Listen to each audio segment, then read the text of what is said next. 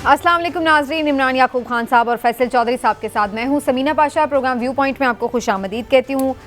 अहम खबरें हैं आज भी। यकीनी तौर पर सब लोग देख रहे हैं कि जो मुल्क में एक इंतशार की कैफियत है, बेचैनी है और एहतजाज है जो कि रोज़ बरोज़ बढ़ता चला जा रहा है। बिजली के बिलों में जो इजाफा है उसने गरीब आवाम की कमर तोड़ के रख दी है और यही वजह है कि वो बाहर निकलने पर मजबूर हुए हैं। अब मुख्तलिफ सियासी जमातें भी उनकी हम नवा बन रही हैं और कह रही हैं कि वो भी एहतजाज का हिस्सा बनेंगी। जमात इस्लामी ने भी पहिया जाम हड़ताल की कॉल दे दी है, जबकि ताजिर बरादरी भी ऐसा ही कुछ ऐलान कर चुकी है। क्या ये पहिया जाम, शटर डाउन एक तरह से मुल्क को बंद करना कामयाब हो सकेगा इसमें कि बिजली के बिलों में कुछ रिलीफ मिल जाए आवाम को, या फिर सूरत हाल खुदा न खास्ता किसी के भी हाथ से निकल सकती है और हालात आउट ऑफ कंट्रोल भी हो सकते हैं? इसके हवाले से बात करेंगे। जिक्र करेंगे चेयरमैन पीटीआई की मुश्किलात का, जिनके साथ आज तफ्तीश हुई है अटक जेल में और वहाँ पर जेआईटी ने उनसे तफ्तीश की है साइफर के हवाले से भी, और इसके साथ साथ सानिया 9 मई के मुकदमात पर भी उनकी तफ्तीश हुई है। साइफर के हवाले से उन्होंने एक तरह से एतराफ़ किया है कि उनके पास जो अभी तक रिपोर्टेड है कि उनके पास बिल्कुल साइफर की कॉपी थी जो अब उन्हें नहीं मालूम है कि कहाँ है। तो ये एतराफ़ उनके लिए कितना ख़तरनाक साबित हो सकता है, इस पर भी बात होगी। और फिर बात करेंगे जो अदालत में मामलात चल रहे हैं वो किस समत इस हफ्ते बढ़ सकते हैं, जबकि हम देख रहे हैं कि सुप्रीम कोर्ट की भी नई कॉज लिस्ट सामने आ चुकी है। कुछ इंकशाफात परवेज़ खटक साहब ने किए हैं, वो भी डिस्कशन में लाएंगे और जो आवाम के मसाइल हैं उन पर भी बात होगी। आप सबको खुशामदीद कहती हूँ और इमरान साहब से बात का आगाज़ करती हूँ। इमरान साहब, बात का आगाज़ कर लेते हैं कि जो इस वक्त मुल्क में अफरा तफरी और बेचैनी की कैफियत है, एक एहतजाज है और अब सियासी जमातें भी ऐसा लग रहा है कि इस एहतजाज में उतर रही हैं आवाम के साथ। JUIF ने तो आज की भी है एक मुजाहरा रैली वगैरह यही बिलों के ख़िलाफ़। आपको क्या नज़र आता है, ये एहतजाज आउट ऑफ कंट्रोल भी हो सकता है? बिस्मिल्लाहिर्रहमानिर्रहीम। देखें समीना, बात ये है सीधी सी कि बिल्कुल ही आउट ऑफ कंट्रोल हो सकता है। उसकी बुनियादी वजह यह है कि बिजली के बिलों से, महंगाई से हर बंदा परेशान है। मैं नहीं समझता कि 25 करोड़ आवाम का जो ये मुल्क है उसमें कोई बंदा भी आपको ऐसा मिले, चाहे वो कितना बड़ा इंडस्ट्रियलिस्ट ही क्यों ना हो, जो अपनी इंडस्ट्री में भी बिजली के बिलों से परेशान ना हो। और फिर उसी इंडस्ट्री के अगर आप किसी मज़दूर से बात कर लेंगे तो वो भी परेशान होगा कि बिजली के बिलों ने उसकी कमर तोड़ दी है। जहाँ तक आपने ये जिक्र किया कि अब सियासी जमातें जो हैं वो भी इसमें शामिल हो रही हैं, तो मुझे ये बात कहने में कोई आड़ नहीं है और मुझे माफ़ कर दीजिएगा अगर आपको मेरी बात बुरी लगे कि सियासी जमातें अवाम के हकूक़ के तहफ़्फ़ुज़ के लिए इस एहतजाज में शामिल नहीं हो रहीं। सियासी लीडरों ने अपनी दुकानदारी चमकाने के लिए इस एहतजाज में शामिल होने का फ़ैसला किया है, क्योंकि उन्हें यह बात नज़र आ रही है कि ये अवाम जो हैं इस महंगाई की वजह से, बिलों में इजाफे की वजह से, अब हमारी वजह से तो नहीं निकले लेकिन इस वजह से निकल आएंगे, तो वो अब इस पूरे एहतजाज को कैप्चर करने जमातें निकल रही हैं। ये तो वही सियासी जमातें हैं जो ये सारा महंगाई और इसका पेश खैमा साबित हुई हैं जब इन्होंने मुआहदे किए जो कुछ भी। और ये अभी लेटेस्ट तो नहीं हुए ना, ये तो जो इजाफा था ये तो पिछली हुकूमत डन करके गई थी, अब अपने खिलाफ खुद ही एहतजाज करेंगे। मैं यही अर्ज करने लगा हूँ कि आप किसी भी हुकूमत को बरीउज़्ज़मा करार नहीं दे सकते। नहीं, अभी रिसेंट इजाफा तो इन्होंने किया देखिए, रिसेंट इजाफा वो लंबे जो वजूहात हैं वो तो फिर IPPs जब लगाए गए थे ना बेनज़ीर साहब के दौर में, फिर बात वहाँ चली जाएगी। अभी रिसेंट इजाफा जिसपे लोग बाहर निकले हैं वो इस हुकूमत ने जो अभी करके गई है उसने किया और अब वो खुद अपने खिलाफ एहतजाज करेंगे। गुजारिश ये है कि उस हुकूमत ने किया है, लेकिन उसने क्यों किया? उसने IMF की वजह से किया और IMF के साथ मामला जो कहाँ से शुरू हुए तो वो फिर बात जाएगी साबका हुकूमत पे कि PTI की हुकूमत ने जब उस अपने मुआहदे से इनहराफ किया तो मामला ख़राब हो गए।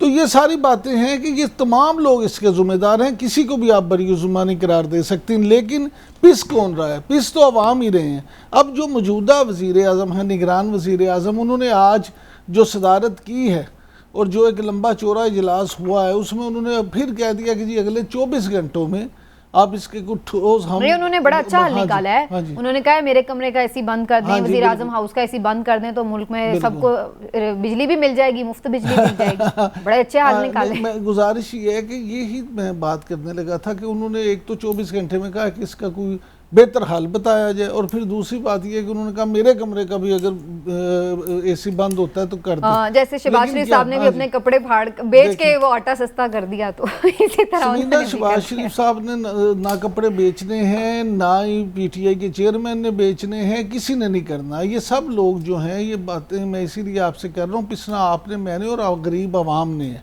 तो ये इन्हें कुछ करना पड़ेगा, नहीं तो अब जो आवाम का मोड है आप देखें कि ये चीज़ें खराबी की तरफ जाएंगी।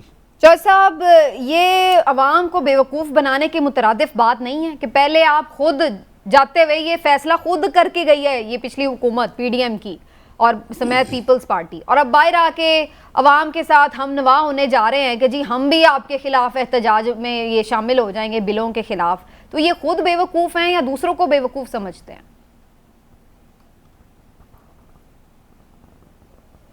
नहीं समीना, ये सियासत है और सियासत में ऐसा ही होता है। जब आपने वोट लेने होते हैं तो फिर काफ़ी ज़्यादा मामलात और तरीके से किए जाते हैं, और जब वोट ले लिए जाते हैं तो फिर उसके बाद जो है वो रवैये मुख्तलिफ हो जाते हैं, और ये प्रैक्टिकल सियासत है। अब पाकिस्तान पीपल्स पार्टी ने एहतजाज की कॉल दिया है, जो उनके जो जनरल सेक्रेटरी हैं नईर बुखारी साहब, उनका एक ट्वीट आया है कि जी हम एहतजाज करेंगे। अब ये जो एक जमातें, मुख्तलिफ जमातें हैं, वो कोशिश ये कर रही हैं कि जो तहरीक इंसाफ का जो बिखरा हुआ पार्टी इस वक्त है उसकी जगह लेने की कोशिश कर रही हैं, लेकिन ये कोशिश कामयाब होती है ये मुझे नज़र नहीं आ रहा। ज़ाहिर है आवाम जो है आजकल जो इंफॉर्मेशन टेक्नोलॉजी का दौर है, जितनी मालूमात तक रसाई आम आदमी की है, उनको मुकम्मल तौर पे समझ है कि इसका ज़िम्मेदार कौन है। जहाँ तक निगरान हुकूमत की बात है, देखिए निगरान हुकूमत के पास भी कोई ज़्यादा लीवरेज नहीं है, उनके भी हाथ पांव बांध के तो आप समझें कि वो हुकूमत करने आए हैं। आईएमएफ से जो मुआहदा हुआ है उससे इनहराफ मुमकिन नहीं है। ये मुआहदा 10 महीने पहले हो जाता तो उसके नताइज बहुत अच्छे आने थे। ये वही गलती पिछली हुकूमत ने की जो कि पीटीआई के दौर में 6 महीने लेट आईएमएफ के पास गए तो फिर उसका शाखसाना भुगतना पड़ा। लेकिन उस हुकूमत को कोविड के बावजूद, कोविड एक बहुत बड़ा चैलेंज था, उसके बावजूद उन्होंने इकॉनमी को काफ़ी हद तक स्टेबल किया।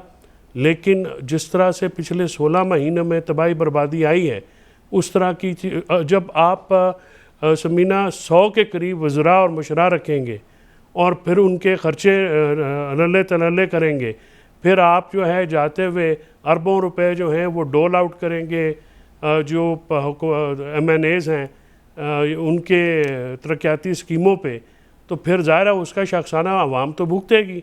और आज जमात इस्लामी ने एहतजाज किया, हालांकि जमात इस्लामी के मेंबर जो हैं वो नेशनल असम्बली में भी पीडीएम को वोट देते रहे हैं, लेकिन उनका ये डिफरेंस बड़ा है पिछले बलदियाती इलेक्शनों से। इस्लामाबाद में उनके बयान मुबैना तौर पे 26 अफराद गिरफ़्तार कर लिए गए महंगाई के ख़िलाफ़ एहतजाज करने पे। हुकूमत को अवाम को हैंडल करना जो है उसके और तरीके अपनाने पड़ेंगे। ये महंगाई के ख़िलाफ़ ऑर्गेनिक एहतजाज है, इसका तो वो किसी को इल्ज़ाम भी नहीं दे सकते। लोग बहुत ज़्यादा भरे हुए हैं, लोगों को आप सोशल मीडिया पे वीडियोस देखें तो दिल भर आता है, दिल बिल्कुल डूबने को आ जाता है जिस किस्म के अंदोनाक हालात हो चुके हैं। सफ़ेद पोश तबका जो है वो बिल्कुल पिस गया है, तनख्वाहदार तबका पिस गया है। और अब आज जो है खुर्शीद शाह साहब ने ये भी एक बयान दाग दिया है एक निजी चैनल को इंटरव्यू देते हुए कि अब तो मज़ीद महंगाई होगी। अब वो तो सियासतदान हौसला देने की बजाय खुद आवाम को बुरी जो है वो ख़बरें भी सुना रहे हैं, एहतजाज भी कर रहे हैं। तो ये ज़रा दोगला किस्म का जो दोगला है या नहीं, ये रज़ा रूमी साहब से भी जानते हैं, हमारे साथ इस वक्त मौजूद हैं सीनियर तज्ज़ियाकार। और रज़ा रूमी साहब, सिर्फ नहीं हो रहा कि वो पहले अभी हुकूमत करके गए हैं, अभी 8 दिन भी नहीं हुए और ये फैसले इन्हीं के ही हैं जो कि अब आवाम को भुगतने पड़ रहे हैं। ना सिर्फ ये कि वो इसमें आकर आवाम के साथ एहतजाज करने के इंदिए दे रहे हैं या कर रहे हैं, बल्कि अपने आप को उन तमाम फैसलों से एक फासले पे भी कर रहे हैं। फैसल करीम कुंडी साहब कह रहे हैं कि जी ये नून लीग की हुकूमत थी, हम तो इत्तेहादी थे, और अगर बिलावल भुट्टो वजीर आजम होते तो फिर तो अवाम दोस्त फैसले होते। तो आप समझते हैं कि इसमें ये तमाम जिम्मेदार हैं या एक दूसरे के ऊपर डाल के बात बन सकती है इनकी? देखिए, जिम्मेदारी तो सबकी बनती है, हुकूमत में वो रहे तो आज वो कैसे अपने आप को बरी ज़िम्मा वो करार दे सकते हैं, क्योंकि आपको याद है कि 16-17 महीने में जो फैसले हुए, वो फैसले सबने मिलकर किए, पीडीएम और पीपीपी की जमातों के ये मुश्तरका फैसले थे। चुनाचे मैं ये समझता हूँ कि वो ये लोगों को जो है वो चूना लगाना इस वक़्त इतना आसान नहीं रहा, क्योंकि पाकिस्तान की अवाम अब सोशल मीडिया के दौर में बहुत ज़्यादा अवेयर हो चुके हैं। वो पुरानी बातें नहीं रहीं कि वो आप उनको जो मर्ज़ी कह देंगे, जो मर्ज़ी सिखा देंगे, वो क्या कहते हैं चुप रहेंगे और पूछेंगे नहीं। अब तो सवालात उठेंगे। जी, बिल्कुल। तो इसलिए मैं समझता हूँ कि आप जो है इस चीज़ को बिल्कुल मलहूज़ रखिए कि इस वक़्त लोग जो है वो गुस्से में भी हैं, वो नाराज़ भी हैं और वो सबसे ज़्यादा परेशान हाल हैं। देखिए, एक नेचुरल बात है कि जो कुछ इस वक़्त सूरत-ए-हाल बन रही है पाकिस्तान में, ये अनप्रेसिडेंटेड है कि आपकी बिजली के बिल हों, पहले 50% महँगाई हो, डॉलर का रेट 300 से ऊपर जा चुका हो। ये एक इकोनॉमिक मेल्टडाउन, क्रैश की सूरत-ए-हाल है और इसकी ज़िम्मेदारी बिल्कुल उनको लेनी चाहिए, लेकिन जो मौजूदा हमारी निगरान हुकूमत है, उसको भी चाहिए कि वो अब लोगों को रिलीफ़ का सोचे और वो सिर्फ़ ये ना देखे कि उन्होंने आईएमएफ के मायदे किस तरह पूरे करने हैं और आईएमएफ को कैसे खुश करना है, उससे कुछ हासिल नहीं होगा। जी। रज़ा रूमी साहब, ये तो आपने बिल्कुल सही बात की, लेकिन इमरान साहब, क्या ये इस हुकूमत के पास कोई ऑप्शन है? वो अपने तौर पर कहाँ से पैसे लेके आएँ कि ख़ुद कोई सब्सिडी दे दें या कोई रिलीफ दे दें? अगरचे बहुत से मशवरे तो उनको दिए जा रहे हैं कि आप यूं कर लें, आप जो मुफ्त बिजली मिल रही है बहुत सारे अफसरान को और सरकारी मुलाजमीन को, उनको आप कम कर दें बिजली का रिलीफ और इधर अवाम को दे दें। ये सब चीज़ें आपको लगता है कि कोई वाकई सीधा अवाम को रिलीफ पहुँचा सकती हैं? देखिए समीना, जिस हालात में हम हैं इस वक्त, जिन हालात में, उनमें ये कतरा कतरा करके दरिया बनेगा, क्योंकि हमारे पास इतने वसाइल नहीं हैं कि हम एकदम से आईएमएफ को आंखें दिखा दें और आईएमएफ से कि जाओ उसे नहीं मान दें और अपनी मनमानियाँ करनी शुरू कर दें। ऐसा मुमकिन नहीं है। इसलिए आपको ये करवा गूंद पीना पड़ेगा। आपको अफसरों की, आप बिल्कुल भी, अगर आप अफसरों के यूनिट ख़त्म नहीं फ्री कर सकते तो कम से कम इसको जितना कम कर सकते हैं उतना कर दें। क्यों नहीं कर सकते? ख़त्म भी कर सकते हैं। मैं यही अर्ज कर रहा हूँ ना, लाखों में तनख्वाहें भी ले रहे हैं, फिर बिजली भी फ्री। जो बेचारा चंद हज़ार कमा रहा है उसको बिजली भी पैसे। समीना, इशू ये नहीं है। इशू ये है कि ये आपको ये भी देखना पड़ेगा कि ये इनके घरों के या अफसरों के ये यूनिट हैं या दफ्तरों के। अब जो यूनिट है वो किसी आप अफसर को ये तो नहीं कह सकते कि जी आप अपने दफ्तर का बिल खुद दें। अलग बात है। हाँ जी, लेकिन अफसरों ने भी क्या काम किया हुआ है, उन्होंने, क्योंकि दफ्तरों की बिजली फ्री होती है तो बहुत सारे अफसर ऐसे होते हैं जो अपने घर में, एक तो इन्हें 4-4, 6-6, 8-8 कनाल की कोठियाँ मिली होती हैं, तो उसमें क्या करते हैं, एक छोटी सी नेक्सी बना लेते हैं और उसमें कैंप ऑफिस बना लेते हैं, या अपने ही किसी नेक्सी की जगह ना हो तो अपने घर के एक कमरे में कैंप ऑफिस बना लेते हैं और वहाँ पे फिर इसको कैंप ऑफिस डिक्लेयर करके तो वो भी उसको ऑफिस के खाते में बिजली का बिल जो है ना उनके घर का भी जाता है। इन सारी चीज़ों पे पाबंदी होनी चाहिए। इसके अलावा मुझे ये बताएं कि अगर सऊदी अरब और ईरान एक दूसरे से मिल सकते हैं, इकट्ठे हो सकते हैं, तो हमें क्या तकलीफ़ है? अगर ईरान आपको सस्ती गैस दे रहा है, अगर ईरान आपको सस्ता तेल दे रहा है, अगर ईरान आपके साथ इस मुश्किल वक्त में साथ देने को तैयार है, तो हमें इस पे क्या मामला है? हम क्यों सिर्फ अमेरिका बहादुर के दबाव में ईरान से डरते फिरते हैं, ईरान के साथ ताल्लुकात बेहतर करना नहीं चाहते, ईरान से अपना फ़ायदा? भाई आप बताएं कि हमारे तो अवाम मर रहे हैं, मैंने अवाम को रिलीफ देने के लिए हमें अगर ईरान क्या किसी के पास भी जाना पड़े तो हम जाएंगे। एक तरफ आप जो है इस बात से तंग है कि जी अवाम सड़कों पे आ जाएंगे तो हालात, और बाकी लोग कर रहे हैं ना। हम देख रहे हैं बाकी जो रीजन की कंट्रीज हैं वो तो कर रही हैं, ईरान के साथ भी ट्रेड कर रही हैं और भी आपस में भी कर रही हैं, लेकिन सारी पाबंदियां हमारे लिए क्यों आ जाती हैं? चौधरी साहब, आपको लगता है कि ये जो ईरानी ऑफर है ये पाकिस्तान के लिए मुआविन साबित हो सकती है इस एनर्जी क्राइसिस से निकलने के लिए भी, और महंगे जो हमें बिजली घर हैं इनसे जान छुड़ाने के लिए भी हमारे लिए कुछ उसमें बेहतरी हो सकती है? तीन तरह की देखिए ज़मीनत करनी पड़ेगी आपको, एक शॉर्ट टर्म, मिड टर्म और लॉन्ग टर्म। ईरान वाला ऑप्शन लॉन्ग टर्म है, उसकी पाइपलाइन आएगी और वो फिर उसके बाद जो टपी एक मंसूबा है शायद वो जो है उस पर काम शुरू हो और फिर वो that is a long term solution. Immediate solution जो है वो आपको जो है ऑल्टरनेट एनर्जी जो रिसोर्सेज हैं उनके ऊपर जाना पड़ेगा। उसमें सोलर है, उसमें जो है लिक्विफाइड नेचुरल गैस है, वो जो है उसको कैसे आप इस्तेमाल कर सकते हैं, उनके ऊपर जो है वो जाके ये मामला हल फ़ौरन करना पड़ेगा। अभी जो शॉर्ट टर्म में ईरान वाला मामला जो है वो नहीं है।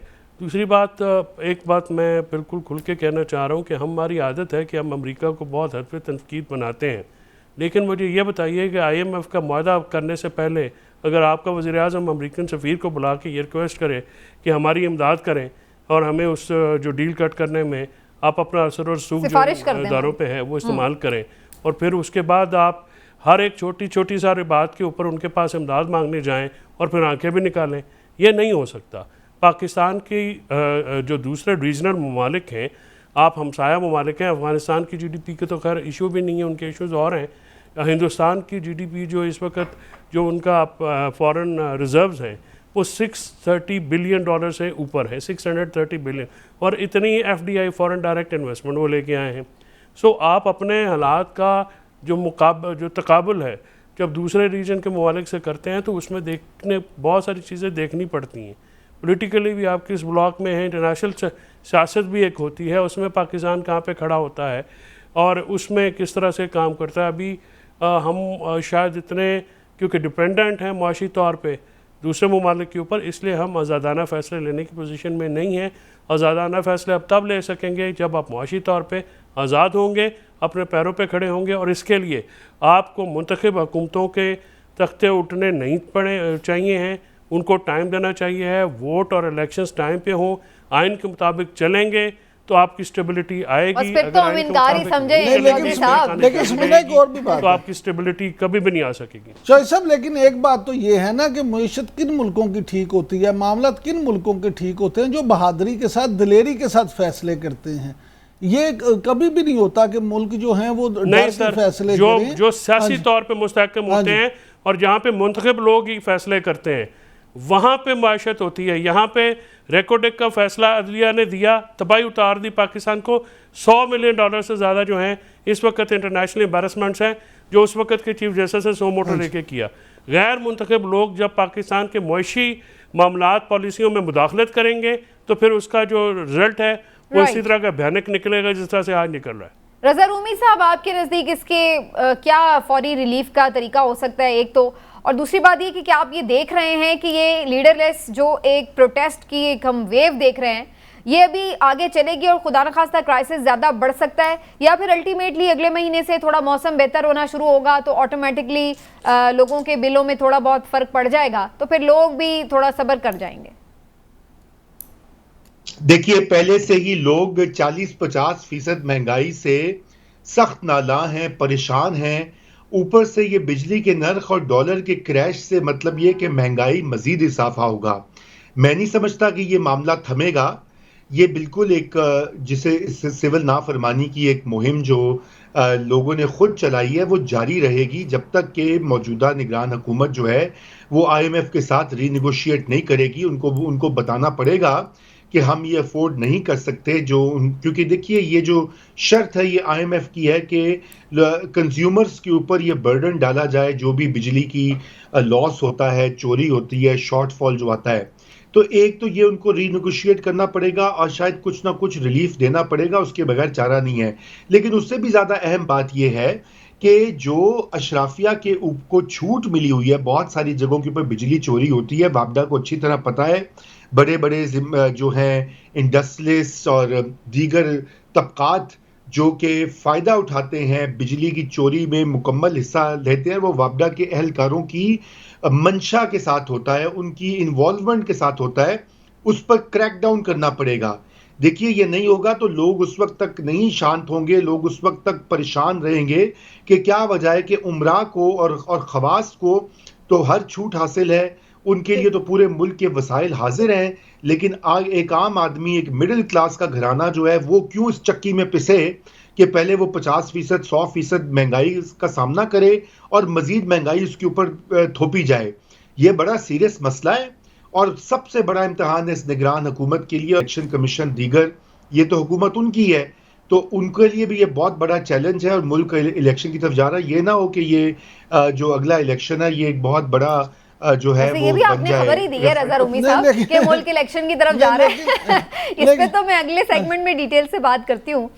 आपने क्या कहना है इमरान साहब, वरना मैं एक बड़ा इंटरेस्टिंग शॉर्ट भी चलवाने वाली थी। आप जरूर चलवाएं, लेकिन रजा रूमी साहब आपने जो कहा ये बिल्कुल ठीक बातें हैं, लेकिन एक बात मुझे बताएं कि लाहौर जो सूबाई दारुल हुकूमत है और पाकिस्तान का जो सबसे बड़ा शहर है कराची, वो और तीसरे नंबर पे जो आपका शहर है फैसलाबाद, मैं इन 3 शहरों की आपके साथ बात करता हूँ और सबूत के साथ ये बात करता हूँ कि यहाँ ऐसे इलाके हैं जहाँ पे 100 घर मौजूद है, लेकिन वहाँ किसी एक ने मीटर नहीं लगाया हुआ, सब ने कुंडियाँ डाली हुई हैं, सब जो वो लेस्को हो, वो के इलेक्ट्रिक हो, वो फेस्को हो, उसके लोगों को बहाना देते हैं और उनके कोई उन्हें पूछने वाला नहीं है। वहाँ एसी भी चल रहे हैं। यही तो बात कह रहे हैं रूमी साहब, मैं यही कह रहा हूँ ना, बिल्कुल सही है। मैं यही कह रहा हूँ, बात कह रहा हूँ ना, इनको पकड़े ना, इनको पकड़े, ये लोग जो कि बिजली चोरी में, कुंडा में, सिस्टम में इन्वॉल्व है, इनका मुहासबा करें, इनको कटहरे में लाएं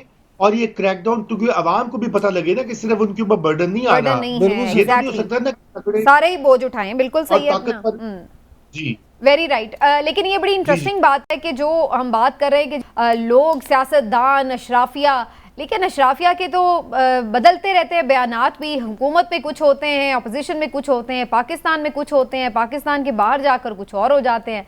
और मैंने जैसे अभी जिक्र भी किया था कि शहबाज शरीफ साहब ने ये कहा था, ऐलान किया था कि मैं कपड़े बेच दूंगा, आटा सस्ता करूंगा, और पाकिस्तान के मसाइल के ऊपर वो काफ़ी हमेशा परेशान हमें नजर आए जब भी सहाफ़ियों से भी उन्होंने मुलाकातें की। लेकिन जब यही बात उनसे लंदन में की गई, अवाम के मसाइल, बिजली के बिल, तो उनका जवाब क्या था? ज़रा आप दोनों उनके जो बयानात हैं सुन लीजिए। क्योंकि इमरान साहब लंदन जाके रहना मुनासिब है, लेकिन वहाँ पाकिस्तान की मसाइल की बात करना मुनासिब क्यों नहीं है? देखिए ये पता नहीं किस स्टेट ऑफ माइंड ने उन्होंने कहा, हालांकि वो तो जवाब देते हैं। और अभी 2 दिन पहले उन्होंने मीडिया टॉप की और वो पाकिस्तानी सियासत के हवाले से की थी और नवाज शरीफ साहब की पाकिस्तान वापसी के हवाले से की थी। तो अगर वो सारी सियासत पे बात हो सकती है तो उस पर भी उन्हें करना चाहिए था। लेकिन मेरा ख्याल है कि शहबाज शरीफ साहब की तैयारी अगर पूरी ना हो तो वो आमतौर पर मीडिया को इसी तरह से अवॉइड करते हैं। शायद उनके पास कोई इसका वाज़े जवाब नहीं था, इसलिए उन्होंने कोई नहीं। तो अब शहबाज शरीफ साहब ने क्या कैंपेन ही चलानी? क्योंकि वो पहले वाले शॉट में तो वो कह रहे थे कि अगर मैंने इन पे अमल दरामद ना किया तो मैं आपके पास तभी आऊंगा जब अमल हो जाएगा। तो अमल तो नहीं हो सका। नहीं, उन्होंने कहा था जब अमल शुरू हो जाएगा। शुरू हुआ है। उनकी नजरों में तो हो गया होगा ना। ठीक है, रजा रूमी साहब और चौधरी साहब हमारे साथ ही मौजूद हैं। एक छोटा सा ब्रेक लेते वापस आते हैं। मामलात को कैसे सेटल किया जा सकता है उस पर तो बात हो ही रही है, लेकिन ये तमाम चीज़ें कनेक्टेड हैं हमारी पॉलिटिकल स्टेबिलिटी के साथ। और पॉलिटिकल स्टेबिलिटी हमें अभी भी मुस्तकबिल करीब में कहीं नज़र नहीं आ रही है। बहुत कुछ चल रहा है मुल्क में सियासी मंजरनामे पर, इस पर तफसीली बात करते हैं आके एक ब्रेक के बाद। हमारे साथ रहिए।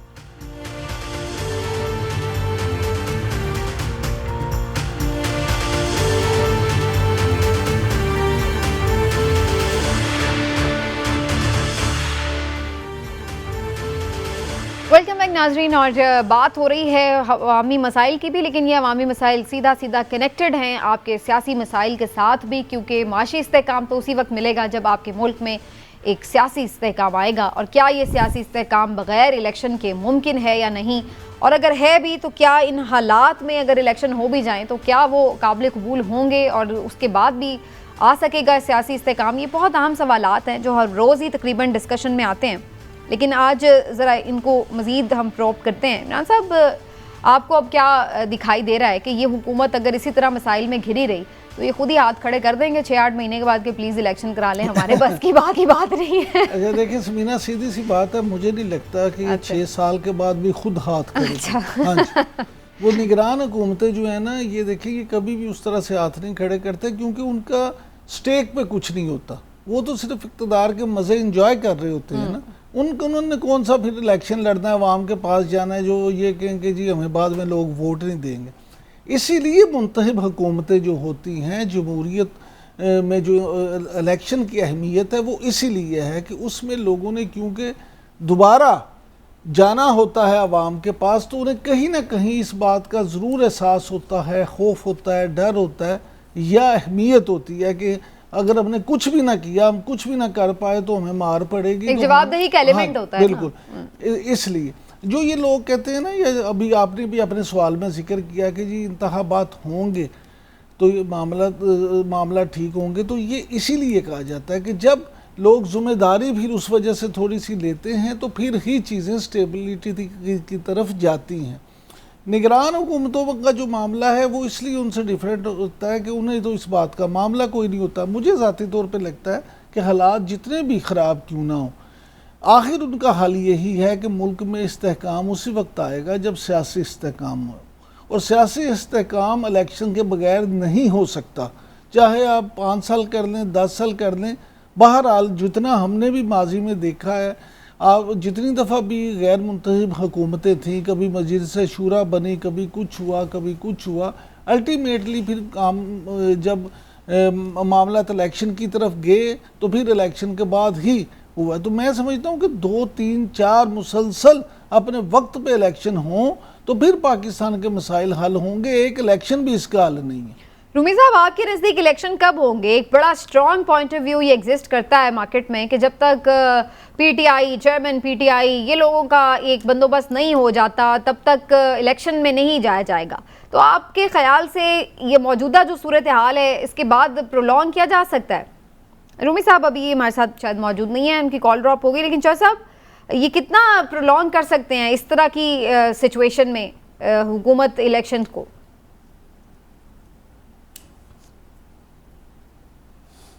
देखिए, प्रोलॉन्ग कॉन्स्टिट्यूशनली लीगली तो नहीं हो सकते, लेकिन हम देख रहे हैं कि इस मुल्क में रोज़ाना हम बात करते हैं कि आइन की और कानून की वो अहमियत नहीं रह गई है, ना ही उसके ऊपर कोई इतना ज़्यादा अमल दरामद हो रहा है, ना ही कोई उसको देख रहा है। अदालतों के सुप्रीम कोर्ट जैसी अदालतों के अहकामात भी हवा में उड़ जाते हैं, लोग अगवा हो रहे हैं, वो उनका पता नहीं चल रहा। आज 6 महीने हो गए हैं, 4 महीने हो गए हैं, कुछ पता नहीं चल रहा कौन कहाँ पे है। और इस तरह की बातें जब जिस मुल्क में होना शुरू हो जाएं तो फिर उसमें ये सवाल करना कि कहाँ तक डिले हो सकता है। तो मेरे ख्याल में अगर सूबाई इलेक्शन जो कि 90 दिनों में होने थे वो अब तक नहीं हुए तो क्या अमर माने है कि वफाक के भी इलेक्शन जब तक जो है वो खींचे जा सकें वो कर लें। इलेक्शन कमीशन कहती है कि उनको कोई पूछने वाला नहीं है, वो जो मर्ज़ी करें। वो मुल्क के जो सरबराह मुमलिकत हैं उनसे मिलने से भी इनकारी हो जाते हैं, और एक अपनी बिल्कुल ही ऐसा लगता है कि वो आइन और कानून और अखलाकियात, बुनियादी अखलाकियात से भी वो उनको कोई परवाह नहीं है।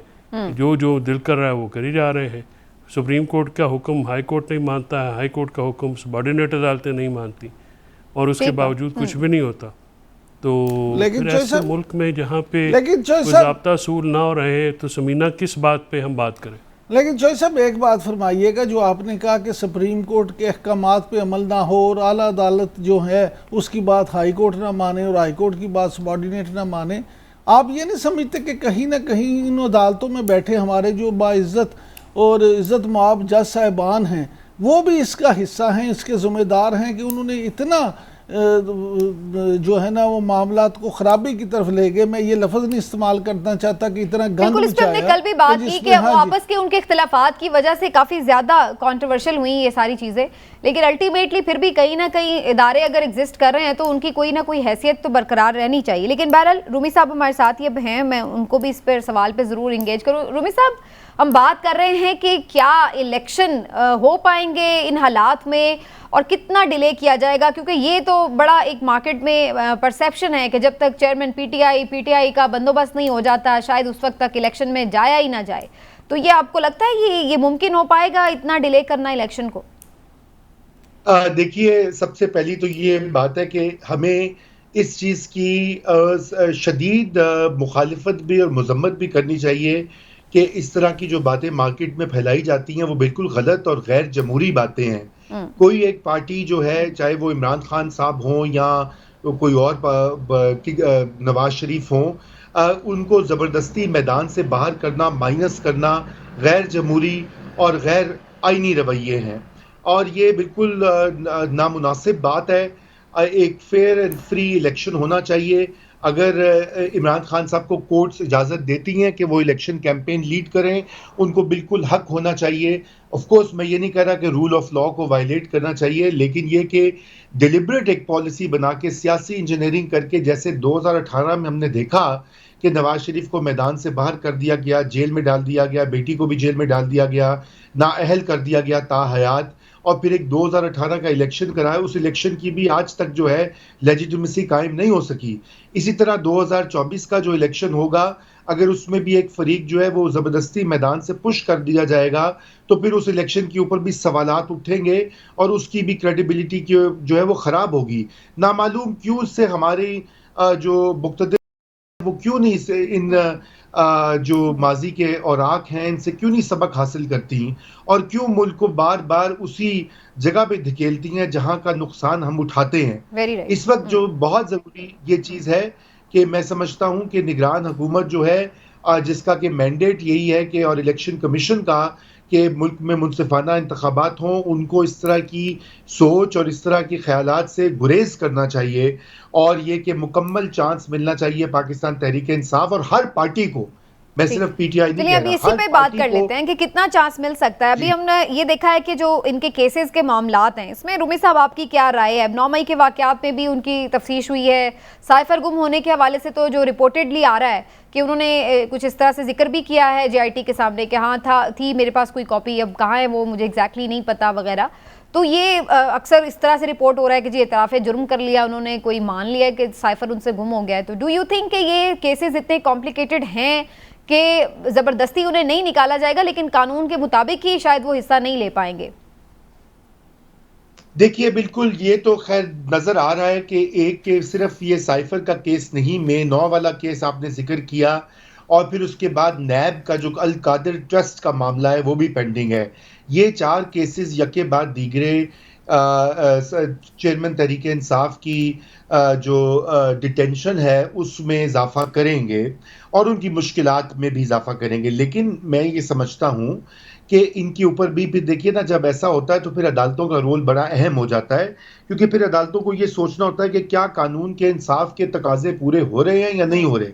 और ये बात ज़रूरी है। अच्छा, बिलफर्ज यूं मान भी लीजिए कि नहीं निकलते फरवरी से पहले जेल से, और वो ये कि एक केस के बाद दूसरे केस में उनकी वो होती है, तो उनकी पार्टी को तो मुकम्मल हक होना चाहिए ना कि वो इलेक्शन में। देखिए, अभी शाह महमूद कुरैशी को भी बंद कर दिया गया है, उनके कई वर्कर्स जो है मे 9 के हज़ारों की तादाद में वो बंद हैं। इसी तरह तो ये इस और वो कोई पॉलिटिकल एक्टिविटी भी नहीं कर पा रहे हैं। अभी भी आज कराची में भी उन्होंने रैली निकाली है, तो वो भी वहाँ पे भी पकड़ धकड़ हुई है, वहाँ पे भी लोगों को पकड़ा गया। तो ये फ्री स्पेस तो उनके इवन वर्कर्स को भी नहीं है कोई पॉलिटिकल एक्टिविटी की। जी बिल्कुल नहीं ना। तो देखें, ये फिर इस तरह से ये सियासत तो नहीं ना, ये तो फिर ये इंतखाब नहीं, फिर ये सिलेक्शन ही होगी ना, जैसे 2018 में हुई थी। तो मैं तो सिर्फ ये अर्ज कर रहा हूँ कि आपके एक हद तक जो है ये हम सब ये समझते हैं कि मे 9 के वाकयात बड़े अफसोसनाक थे। रियासती जो होते हैं सिंबल्स उनको अटैक कर या रेडियो पाकिस्तान की बिल्डिंग को जला देना, ये कोई मामूली बातें नहीं है।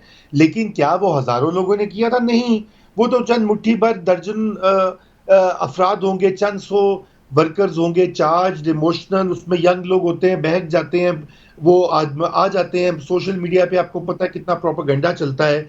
तो जो बहकावे में आ जाते हैं उनको भाई अब आपने 100 दिन हो गए उनको बंद रख के आपने दे दी ना सजा, उनको जुर्माना कर दें, वार्निंग दे दें, कोई खत दे दें और उनको निकालें। जो हाँ जो सीरियस जिनके एविडेंस निकल आता है कि उन्होंने पेट्रोल बम फेंका या आग को फायर लाइट अप किया, तो उनको आप चलाएं उनके ऊपर मुकदमे, और एक आजादाना इंक्वायरी भी करवाएं कि कैसे लोग दाखिल हो गए इन सेंसिटिव जगहों के ऊपर। जी वेरी राइट। आपका क्या ख्याल है चौधरी साहब, 9 मई के वाकयात पर जो तफ्तीश की बातें आ रही हैं अंदर से खबरें, वो ज़्यादातर ये बताई जा रही कि उसमें कहा है कि जी मैंने तो किसी को नहीं उकसाया, मैं तो खुद गिरफ्तार था, और जो लोग वहाँ पर गए हैं वो अपने तौर पर गए हैं, और जिन्होंने जलाओ घेराव किया है वो मेरे पार्टी कारकुन नहीं है, कुछ और लोग भी इसमें शामिल हो सकते हैं। तो उनकी ये जवाब तसल्ली बख्श है आपके ख्याल से? कितना सीरियस है JIT वाला ये मामला, 9 मई का भी, साइफर भी, इनके अंदर आपको लगता है कि फर्दर गिरफ्तारी हो जाएगी अगर तोशा खाना की सजा मुअत्तल हो भी जाए अगले वीक में?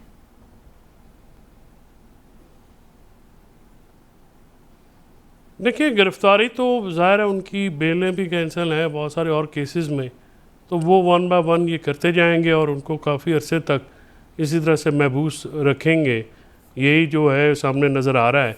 जहाँ तक JIT और ये सारी चीज़ें जो लीक्ड इंफॉर्मेशन आ रही हैं, एक तो ये ऑथेंटिकेट नहीं है कि ये ऑथेंटिकेटेड तो है नहीं, कोई ऑफिशियल किसी ज़रिए से आती नहीं है, लिहाजा ये भी डूबियस होती हैं। दूसरी बात यह है कि अगर मान भी लिया जाए ये सारी सच बातें हैं, तो जो पुलिस कस्टडी में तफ्तीश होती है उसका तो कोई लीगल आउटकम इतना मैटर नहीं करता, क्योंकि ये बाद में ट्रायल में जाएंगी, ट्रायल कोर्ट में जब ये बातें आएंगी वहाँ पे बयानात होते हैं, वहाँ पे जो शवाहिद पेश किए जाते हैं वो मैटर करते हैं। लेकिन अगर वहाँ पे भी ट्रायल तोशाखाना जैसा हो तो फिर वो तो ट्रायल नहीं खड़ा हो सकता। ये जो तोशाखाना का ट्रायल है जिसमें सज़ा दी गई है, ये तो बज़ाते ख़ुद मजाक है। इस पे अब सारी अदालतों ने भी कह दिया है। आप इससे मजाक कह रहे हैं चौधरी साहब, लेकिन हम देख रहे हैं कि हाईकोर्ट तो इसमें काफ़ी स्पेस दे रही है प्रोसिक्यूटर को, और अभी तक भी हम देख रहे हैं कि अगले यानी कल मंडे है, मंडे को अब इसकी समाअत लगेगी। आपको लगता है ये सज़ा मुअत्तल हो सकती है? नहीं, देखिए 5 साल से नीचे जो सज़ा दी जाती है वो कम सज़ा होती है, तो वो as a matter of right जो आला अदालतों के नज़ायर हैं, as a matter of right जो है वो सस्पेंड हो जाती है, और उसमें किसी को सुनना भी ये ज़रूरी नहीं होता। और इस केस में क्योंकि कंप्लेंट केस है तो बेल होनी है, तो इस केस में तो बेल जो है वो ले लेनी चाहिए थी। मुझे थोड़ा सा हैरानगी है कि ये ज़रा ज़्यादा लंबा हो गया, लेकिन कल लगा है, लेट्स सी कल क्या होता है, और कल जो है ये मज़ीद लंबा ना हो, क्योंकि बात यह है कि जो आला अदालतों में जो मामलात होते हैं वो फिर नज़ीर बन जाती है आम नहीं वो तो कह देखिए एक अलग बात है ना, बीमार कोई हो भी सकता है, जेन्युइन भी हो सकता है, लेकिन ये मेरे आप और दूसरे अवाम के लिए वो नज़ायर होते हैं। अगर ये ना होते, चेयरमैन पाकिस्तान तहरीक-ए-इंसाफ का मुकदमा नहीं होता, तो ये तो पहले 2 मिनट में जो है ये सस्पेंड हो जाता। और बाज़ औक़ात जो है वो क्योंकि अदालतें भी प्रेशर में आ जाती हैं, ज़ाहिर है हर तरफ से गोलाबारी शुरू हो जाती है। और ये बड़ी शदीद हुई है गोलाबारी शुरू। आप देखें ना, यहाँ पे तो जो सुप्रीम कोर्ट है उसके सामने जलसा मुनक्कद करके गालियाँ दी गई जज साहबान को। उस वक़्त कभी जजेस को गालियाँ देना, सुप्रीम कोर्ट के हों या चीफ जस्टिस हाई कोर्ट के हों या आम लोग भी हों, या उनको कोई बात करना, वो तो ज़्यादती की बात है। जजेस जवाब नहीं दे सकते होते, उनका तरीक़ेकार कानून में मौजूद है, वो भी इख्तियार करें।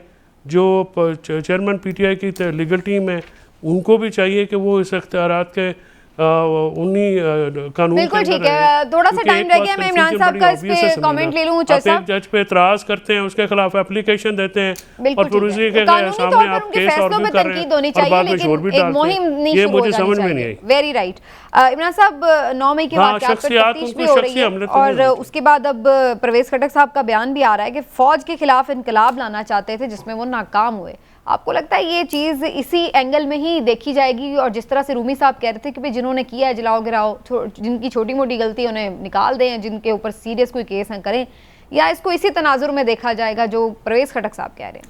देखिए सबीना, सीधी सी बात है, परवेज़ खटक साहब जो हैं वो चेयरमैन PTI के इंतहाई करीबी साथियों में शामिल थे, और वो थे जिनको उन्होंने अपने पहला जो उन्हें टेन्योर मिला था हुकूमत का KP में, वहाँ पे उन्हें चीफ मिनिस्टर बनाया था और फिर अपना वज़ीर दाखिला भी बनाया, और जो भी दूसरी जमातों के साथ वज़ीर दिफा सॉरी, और फिर जो भी तमाम दूसरी जमातों के साथ मुज़ाकरात होते थे, तो उनमें मेन जो चेयरमैन की गैर मौजूदगी में शख्सियत होती थी वो यही थे, परवेज़ खटक साहब ही। लिहाजा परवेज़ खटक साहब की तरफ से इस तरह की बात का आना, इसको आप बिल्कुल ये इग्नोर नहीं कर सकते। लेकिन ये भी नहीं है कि अगर परवेज़ खटक साहब ने कह दिया तो इसका मतलब है कि अब अगले बंदे को बिल्कुल मुजरिम ही समझ लिया जाए। परवेज़ खटक साहब ने जो इल्ज़ामात लगाए हैं ये बड़े संगीन नवीयत के इल्ज़ामात हैं, इनकी भी तहकीकात होनी चाहिए कि वाकई अगर वो फ़ौज के ख़िलाफ़ इस तरह की बगावत लाना चाहते थे या बगावत करना चाहते थे, इनकलाब लाना चाहते थे, तो फिर वो उसके उन्हें शवाहिद भी पेश करें, उन्हें बताएं कि क्या हुआ, किस तरह से हुआ, कहाँ कहाँ हुआ। हो सकता है परवेज़ खटक साहब बहुत सारे मामलात में ऐनी शाहिद हों, खुद वहाँ मौजूद हों, इनके सामने कोई गुफ्तगू हुई हो, ये सारी चीज़ें हैं। वैसे फिर परवेज़ खटक साहब को उसी वक्त बताना चाहिए था, अगर इतनी बड़ी कोई साजिश हो रही थी, लेकिन बाद में उन्होंने बताया, ये गलत बात है। पहले उसी वक्त बताते ना जिस वक्त साजिश हुई थी, प्रोग्राम उस वक्त उन्हें लालच था ना, अपने भी तो हुकूमत बचानी थी। वक्त खत्म हो गया जी हमारे प्रोग्राम का। इंशाल्लाह फिर नाज़रीन आपसे मुलाकात होगी, अपना ख्याल रखिए, अल्लाह हाफ़िज़।